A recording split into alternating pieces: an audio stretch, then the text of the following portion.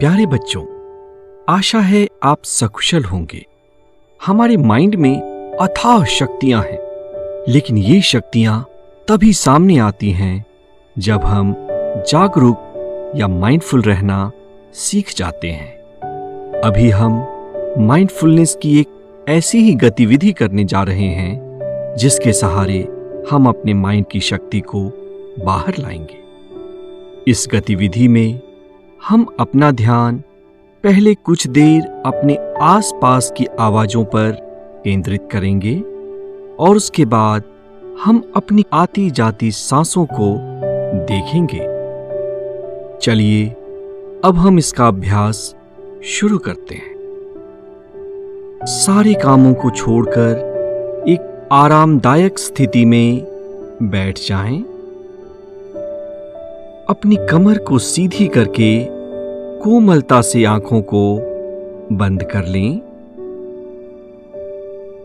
अगर आंखें बंद करने में कोई परेशानी हो तो आप नीचे देख सकते हैं।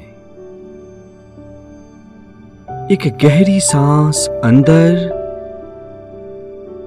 और धीरे से बाहर। पूरा शरीर ढीला पड़ रहा है। एक और गहरी सांस अंदर और धीरे से बाहर। अब आप अपना ध्यान अपने आसपास से आ रही आवाजों पर ले जाएं। हो सकता है कुछ आवाज तेज है, कोई आवाज धीमी है। सिर्फ साक्षी बने। क्या कोई आवाज दूर से आ रही है? उसको भी सुनना शुरू करें।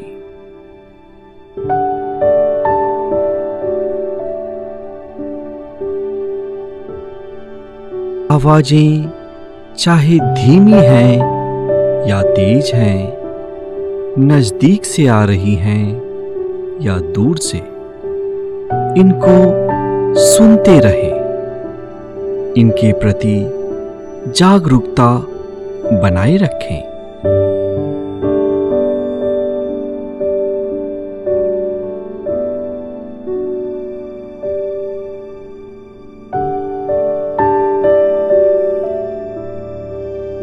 सांसों के ऊपर ले जाएं।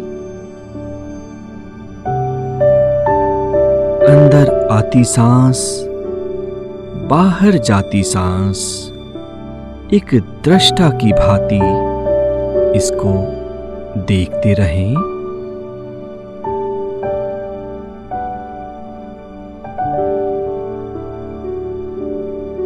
जब सांस अंदर आ रही है तो नाक के छिद्रों पे एक घर्षण हो रहा है। इसको महसूस करें।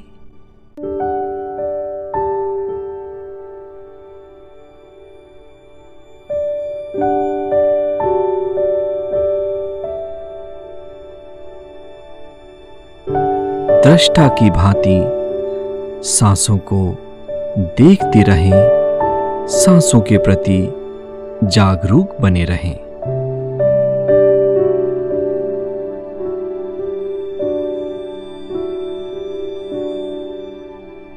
क्या अंदर आती हवा थोड़ी ठंडी है और बाहर जाती हुई हवा थोड़ी गर्म है? क्या आप इसे महसूस कर पा रहे हैं?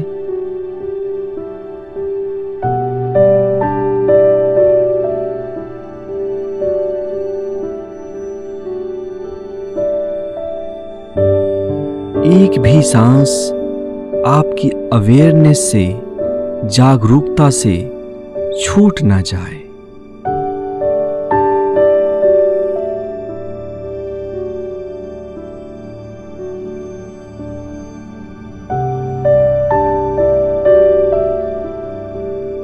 लगातार अपने सांसों को देखते रहें महसूस करते रहें।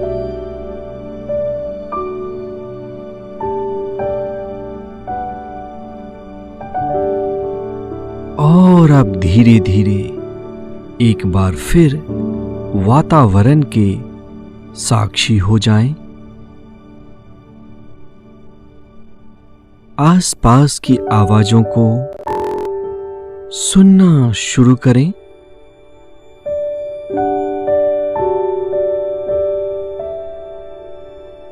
अपने शरीर के प्रति जागरूक बनें।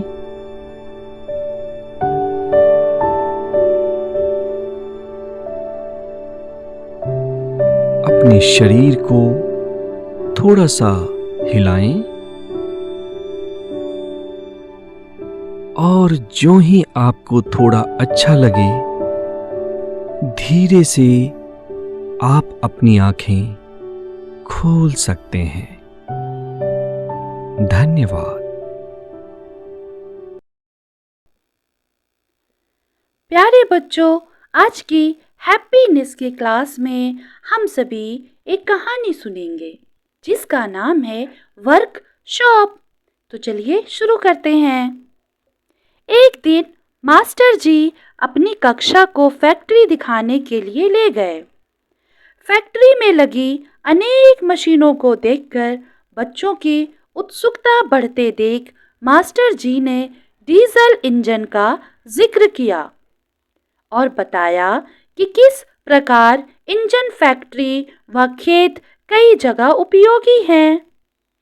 इस बात को सुनते ही कक्षा में अमन से रुका ना गया। वह बोला, हाँ मास्टर जी, मुझे मालूम है। एक दिन मेरे पापा ने मुझे महान वैज्ञानिक रुडोल्फ की कहानी सुनाई थी। किसकी कहानी सुनाई थी? रुडोल्फ की कहानी, जो कि एक महान साइंटिस्ट थे। मास्टर जी ने अमन को कहानी सुनाने का पूरा अवसर दिया। अमन ने कहानी शुरू की। एक दिन जब रुडोल्फ अपनी वर्कशॉप में प्रयोग कर रहे थे, तभी अचानक उनके इंजन में बहुत जोरदार विस्फोट हुआ। इस विस्फोट से उनकी वर्कशॉप बुरी तरह क्षतिग्रस्त हो गई। बहुत सी महत्वपूर्ण चीजें जलकर खाक हो गईं। वे खुद भी बुरी तरह घायल थे। उन्हें लंबे समय तक उपचार के लिए अस्पताल में रुकना पड़ा। इतने बड़े हादसे के बावजूद वे डरे नहीं। ना तो उन्होंने हिम्मत छोड़ी और ना ही मायूसी और निराशा को अपने करीब भटकने भी ना दिया। स्वस्थ होने के बाद, ठीक होने के बाद वे फिर अपनी वर्कशॉप जा पहुंचे। इतने बड़े हादसे के बावजूद उनके चेहरे पर किसी प्रकार का अफसोस व शिकन नहीं थी। वे पूरे उत्साह के साथ नए सिरे से अपने काम में जुट गए। लोग उनके इस जुझारू और प्रेरणादायक जज्बे को देखकर हैरान थे। इसके बाद उन्होंने कई सफल आविष्कार किए और कई इंजनों का डिजाइन तैयार किया। उनके आविष्कारों में डीजल इंजन प्रमुख रहा। कहानी सुनने के बाद बच्चों के चेहरे पर अमन के प्रति कृतज्ञता का भाव एवं रुडोल्फ के प्रति सम्मान का भाव स्पष्ट झलक रहा था। तो प्यारे बच्चों, अभी आपने जो ये कहानी सुनी, आप सभी इस कहानी को बहुत ध्यान से सुने। आप सभी ने इससे रिलेट कुछ आप सबसे प्रश्न पूछे जाएंगे। पहला प्रश्न, रुडोल्फ ने वर्कशॉप में आग लगने पर फिर से वहां अपना कार्य शुरू किया। आप उनकी जगह होते तो क्या करते और क्यों? एक बार फिर से रिपीट कर देती हूँ। रूडोल्फ के वर्कशॉप में आग लगने पर फिर से वहां अपना कार्य शुरू कर दिया। अगर आप उनकी जगह होते तो आप क्या करते? दूसरा प्रश्न है, उदाहरण देकर बताएं कि आपने बाधाओं से घबराकर अपने कार्य को अंजाम तक पहुंचाया हो। उदाहरण देकर बताएं कि जब आपने बाधाओं से घबराकर अपने काम को अंजाम तक पहुंचाया हो। तीसरा सवाल, कोई ऐसी घटना बताएं जिसमें आपने रास्ते में आने वाली बाधाओं का सामना डटकर किया हो और आपको सफलता मिली हो। तो प्यारे बच्चों, इन प्रश्नों के सभी उत्तर आप सभी अपनी क्लास में सभी बच्चों के सामने जवाब देंगे और हर बच्चा इस प्रश्नों का उत्तर देगा और अपनी क्लास टीचर को भी सुनाएगा। धन्यवाद।